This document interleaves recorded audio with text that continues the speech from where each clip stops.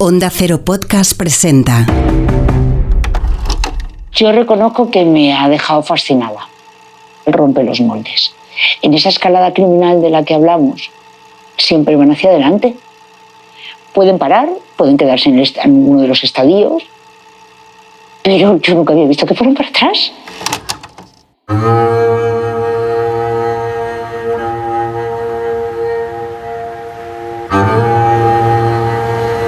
El mito cuenta que Teseo acabó con el odioso Minotauro, el monstruo cretense devorador de atenienses, gracias al ovillo que Ariadna le dio para que saliese del laberinto en el que se escondía la bestia.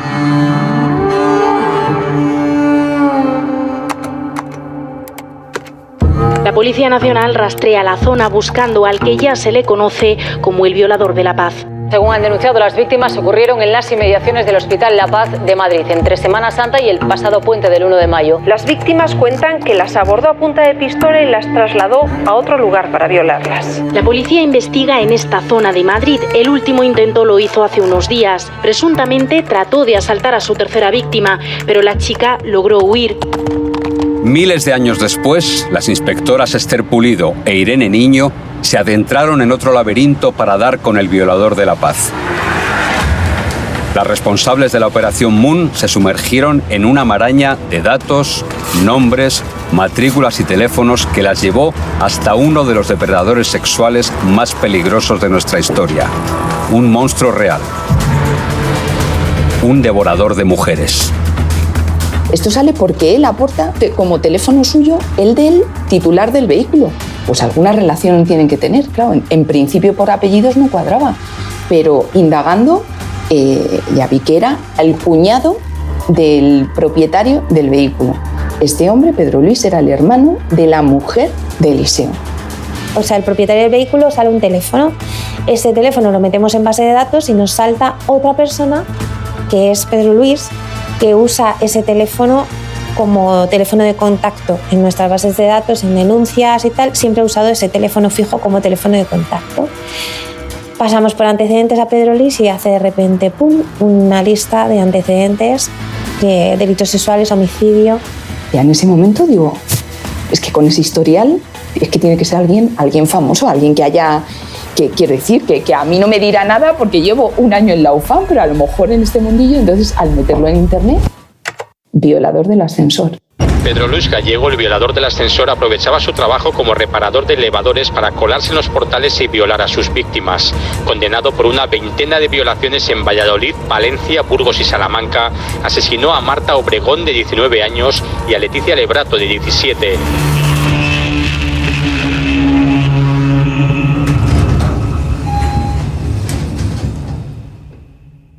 Operación Moon.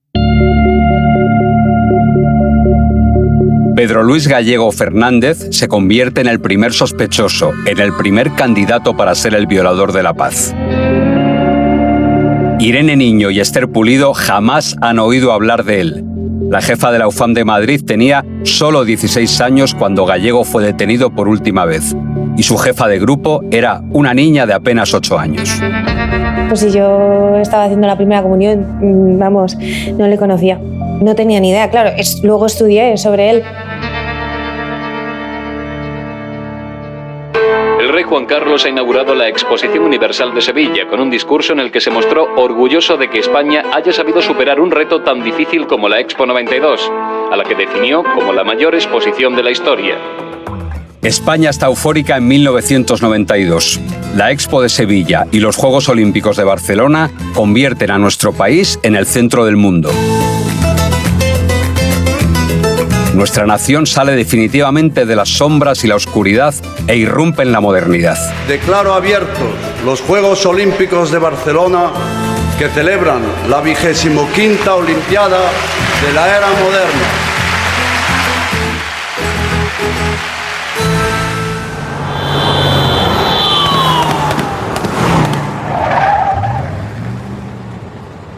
Tan solo 2 días después de la ceremonia de apertura de los Juegos de Barcelona, el 27 de julio de 1992, Pedro Luis Gallego logra escapar a tiros de la policía. Los agentes le habían localizado en Medina del Campo, a 40 kilómetros del lugar de su último crimen. el asesinato de una chica de 17 años llamada Leticia Lebrato.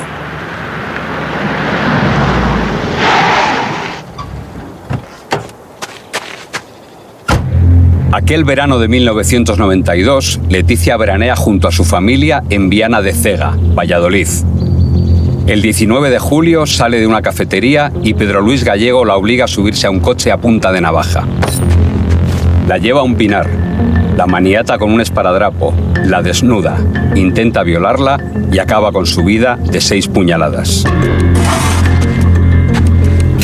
Tras el crimen, Gallego entierra parcialmente el cuerpo de Leticia en el mismo pinar donde es encontrada 2 días después. Un testigo reconoce el rostro de Pedro Luis como el del hombre que le ha pedido ayuda para sacar del barro su coche, un Renault 12, muy cerca del escenario de los hechos y el mismo día de la desaparición de Leticia. El violador del ascensor se convierte así en asesino.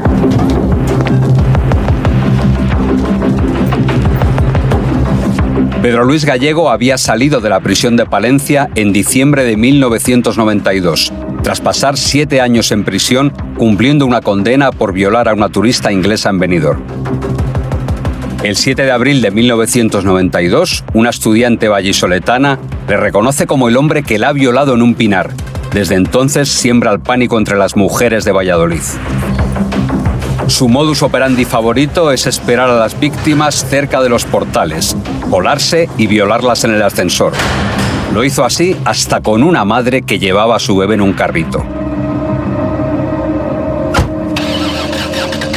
En otras ocasiones secuestra a sus víctimas a punta de navaja o de pistola, empleando el coche de un familiar, un método que repetía el violador de La Paz más de 20 años después, algo que no pasa inadvertido para Irene Niño. Entonces, claro, cuando en antecedentes sale que para perpetrar los hechos utilizaba hacía 20 años el vehículo o bien de su padre o bien de su cuñado, que llevaba en el coche una pistola o un machete, quiero decir, esas coincidencias no existen. En poco más de 6 meses de 1992, Pedro Luis Gallego viola a una docena de mujeres y mata a Leticia Lebrato. Su carrera criminal, que está en su punto más alto, había empezado bastante antes. Con solo 19 años, en 1979, tiene sus primeros tropiezos con la ley. Desde entonces, su pulsión por atacar mujeres no deja de crecer. Pedro Luis Gallego tiene una adicción al sexo violento desde los inicios de su desarrollo sexual. Su primer delito lo comete, que sepamos, a los 19 años. Es decir, cuando cualquier chaval empieza básicamente a tener sus primeras relaciones sexuales. Él tiene una escalada criminal de primer orden. La escalada criminal, ya lo explicaba el maestro Andrade, es una evolución comportamental que se da en muchos agresores sexuales seriales, en los que cada vez van buscando un mayor estímulo o incentivo que les, en términos vulgares, le ponga. Tras el tiroteo de Medina del Campo, Pedro Luis Gallego desaparece de Valladolid. Ha violado, ha matado y se ha enfrentado a tiros con la policía. Su rostro, su nombre y su alias criminal se extienden por todo el país. Es el enemigo público número 1.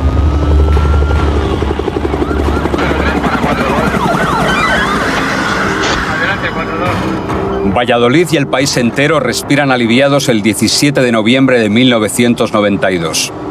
Pedro Luis Gallego es detenido en la central de correos de Coruña. Había acudido hasta allí para recoger un giro de 50.000 pesetas que le había enviado su familia. Los agentes que siguen su rastro y que tienen intervenidos los teléfonos de todos sus parientes han oído una conversación sobre ese envío y le esperan camuflados entre los clientes y los empleados de la oficina.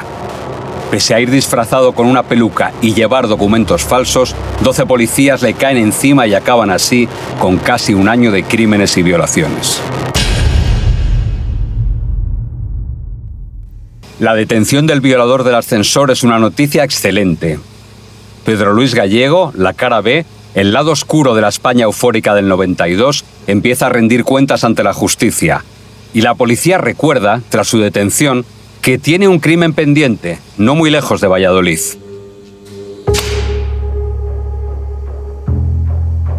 El 21 de enero de 1992, Marta Obregón, una estudiante de periodismo de 22 años, vuelve a su casa en el centro de Burgos. Alguien la sorprende en el portal cuando va a coger el ascensor. Una vecina recuerda que oyó un solo grito procedente de la planta baja. El cadáver de Marta Obregón es hallado 6 días después en un descampado de las afueras de Burgos. Su asesino intentó violarla, no pudo y la mató de 14 cuchilladas. En uno de los calcetines de Marta, la policía encuentra una pequeña mancha de sangre que no pertenece a la estudiante y que guarda en el laboratorio, a la espera de cotejarla con la de un sospechoso. Cuando Pedro Luis Gallego es detenido, se le toma una muestra de ADN. Su sangre es idéntica a la del calcetín de Marta. Gallego mató en Burgos a las pocas semanas de salir de la cárcel de Palencia y antes de protagonizar un frenesí criminal pocas veces visto. ¿Qué le ocurre a él? Que le empieza con una agresión sexual, pasa más agresiones sexuales, se va volviendo cada vez más violento hasta que llega un punto en que se convierte en un asesino. Y pasa de violar a 16 mujeres a matar a 2 chicas. Yo insisto, cifras oficiales. En la realidad, y lo sabemos por la casuística criminal y sobre todo por las encuestas de victimación, son encuestas que se pasan de forma anónima a la población para saber cuál es el volumen real de delitos.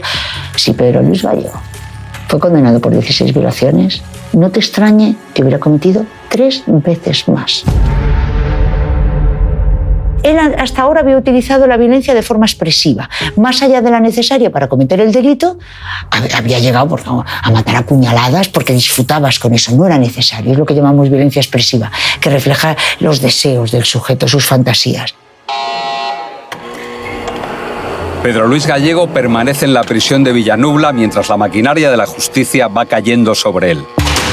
Va sumando años de condena que se convierten en siglos. 42 años por el secuestro, intento de violación y asesinato de Leticia Lebrato. La sentencia le condena también a 6 años de destierro. Los hechos condenados por la Audiencia de Valladolid ocurrieron el 19 de julio de 1992. Ese día, la muchacha de 17 años fue secuestrada y asesinada a puñaladas por su agresor que intentaba violarla. 50 años por el secuestro, intento de violación y asesinato de Marta Obregón. El violador más sanguinario de nuestra historia fue juzgado ayer por presunto rapto, violación y asesinato de una joven burgalesa de 22 años. El testimonio de una religiosa y las pruebas presentadas por el fiscal parecen inculparle. 107 años por robos y violaciones a distintas mujeres en la provincia de Valladolid. Condenas a las que se suman otros 107 por 6 violaciones y 19 años más por diversos delitos menores. Un total de 273 años, 2 meses y 16 días de condena.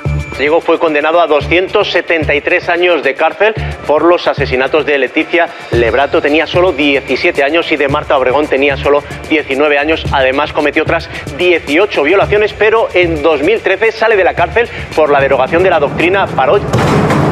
Pedro Luis Gallego pasa por distintas prisiones: Villanubla, Teixeiro, Herrera de la Mancha, Alcalá Meco. En ninguna de ellas recibe terapia para amainar su pulsión criminal. Se limita a dejar correr el tiempo. En 2008, cuando lleva 16 años entre rejas y cree que le queda poco, la Audiencia de Burgos dictamina que a Gallego se le va a aplicar la doctrina Parot. Cumplirá 30 años en prisión, el máximo que contempla la ley española. Los beneficios penitenciarios se descontarán del total de 273 años a los que está condenado, no al máximo de 30 años. Su fecha de salida de la cárcel queda fijada en noviembre de 2022.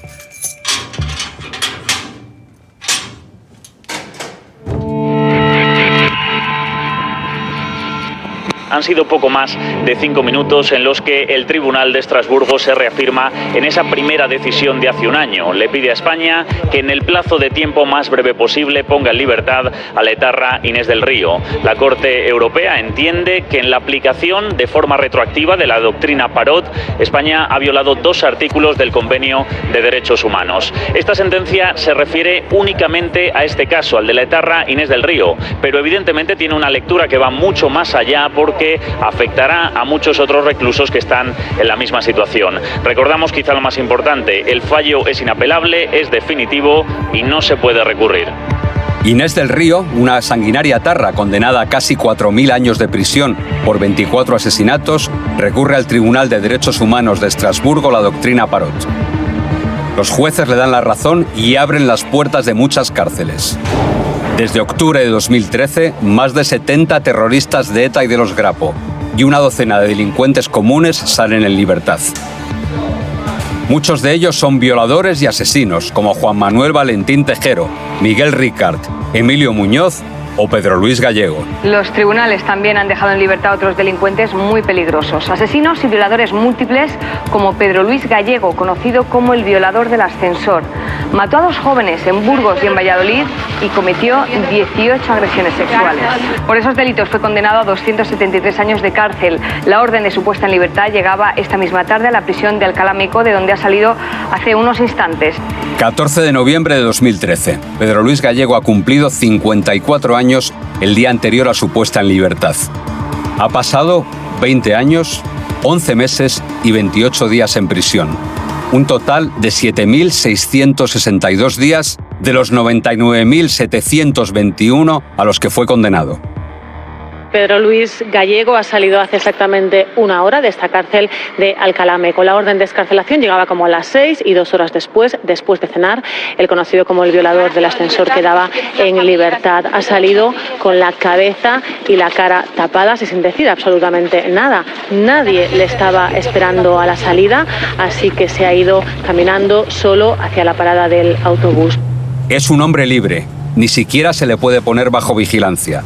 A sus víctimas solo les queda digerir su rabia y algunas, como el padre de Leticia Lebrato, advierten. Lo que pasa es que yo creía que iba a salir ya un poco mayor y que ya no podría tener tanta fuerza, pero sale con toda la fuerza. Pedro Luis Gallego abandona la cárcel con el rostro completamente cubierto con gorra, gafas y una braga. Su afán por ocultarse no sirve para mucho. En pocos días su imagen actual se hace viral en la provincia de Valladolid. La fotografía pasa de teléfono a teléfono. Nadie quiere tenerlo como vecino.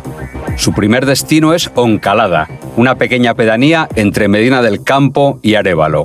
Allí es detectado bien pronto. No queremos asesinos, ni violadores, ni familiares que les apoyen o fuera violador, son los carteles que han aparecido en Oncalada, una pequeña pedanía vallisoletana de apenas 9 habitantes que en invierno se reducen a 10. Su nuevo vecino es el violador del ascensor. Por supuesto que aquí no se le quiere y que no queremos tener aquí ningún violador ni ningún asesino. Que se dé cuenta por lo menos que aquí no le queremos. Que es un criminal y un asesino. Pedro Luis Gallego ha estado viviendo en esta casa, cerrada cal y canto, con las persianas semibajadas. No hay ningún nombre en el buzón que haga sospechar nada, excepto esta pintada de violador. Pedro Luis Gallego desaparece del mapa a finales del año 2013. Se convierte en invisible. Unos años después, en 2017, su rostro y su nombre aparecen en las pantallas de los ordenadores de la UFAM de Madrid. ¿Se ha convertido el violador del ascensor en el violador de la paz?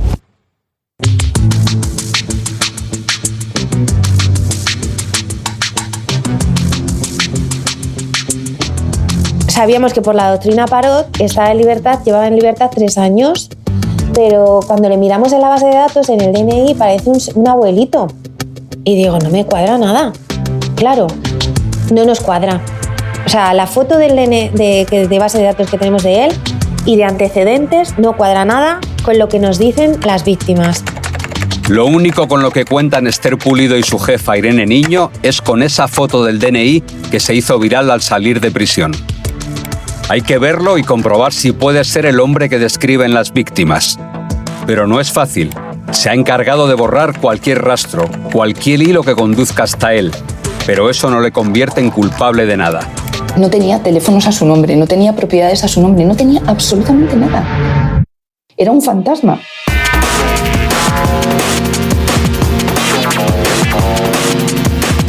La búsqueda empieza en Valladolid, su provincia, la que mejor conoce, el escenario de la mayoría de sus delitos y donde recala nada más abandonar la cárcel. Su familia era de Valladolid, todo su entorno era de Valladolid, nacido en Valladolid, había que localizarle en algún sitio. Entonces pues vamos a sus raíces. Mando a gente a Valladolid y de las gestiones que hacemos nadie le quiere. En Valladolid la información que reciben es como que en Valladolid no está, ni se le espera. Aun siendo un fantasma, Pedro Luis Gallego sigue siendo el candidato número 1 de la Operación Moon. El estudio de sus viejos crímenes indica un comportamiento extraño, una especie de desescalada delictiva. Yo reconozco que me ha dejado fascinada. Como estudiosa de la criminalidad sexual, rompe los moldes. En esa escalada criminal de la que hablamos, siempre van hacia adelante. Pueden parar, pueden quedarse en ninguno de los estadios, pero yo nunca había visto que fueran para atrás. Irene Niño, la jefa de la UFAM, cree que ha acertado con la presa.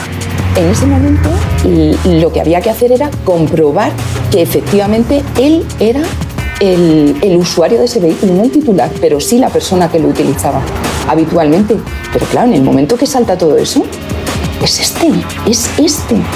O sea, al 99%.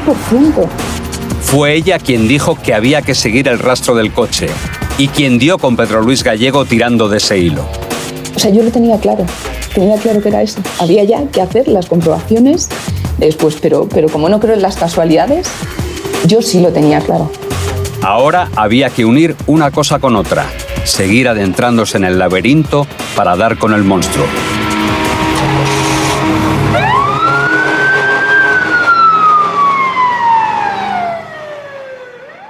Onda Cero Podcast.